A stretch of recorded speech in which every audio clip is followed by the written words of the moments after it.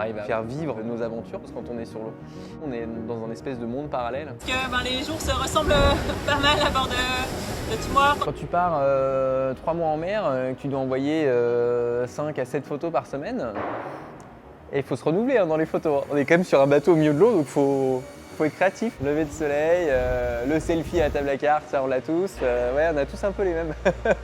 Vous montrer ce lever de soleil, c'est bien plus intéressant. Le dernier coucher de soleil, à mon avis, qu'on va avoir. Sun is going behind the cloud. Coucher de soleil devant l'Eintracht Initiative Club.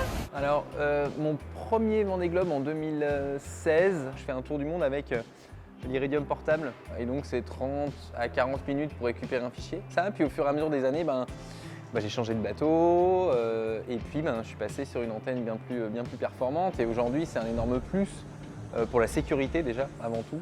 Quoi qu'il arrive, s'il y a un bateau en danger, en un coup de téléphone, on est tous au courant qu'il faut aller récupérer le gars. Et ça, c'était pas le cas avant. Et donc ça, c'est le vrai plus. La zone de vol n'a pas été facile pour nous, donc maintenant on tartine, portant, pleine balle.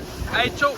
En 2020, je suis dans le Grand Sud et il y a le directeur de course, Jacques Carès, qui m'envoie un message. Il y a une grosse dépression devant moi, puis qui me dit « Écoute Alan, est-ce que tu es sûr de ce que tu fais C'est engagé, je voulais juste avoir ta confirmation que tu allais bien traverser la dépression. » Tu sais que tu as un ange gardien en dessus qui te surveille, quoi.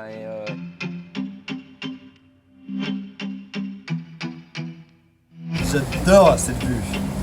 J'aime bien prendre des nouvelles des potes qui sont sur l'eau parce que certains concurrents, on est vraiment très proches et voilà, juste de savoir comment ça se passe. Là, il y a Conran, il y a Kojiro par là-bas. On a Violette qui est légèrement sous le vent. Alors aujourd'hui, on a 2 antennes, donc une de chaque côté à l'arrière, ça dépend de la gîte du bateau.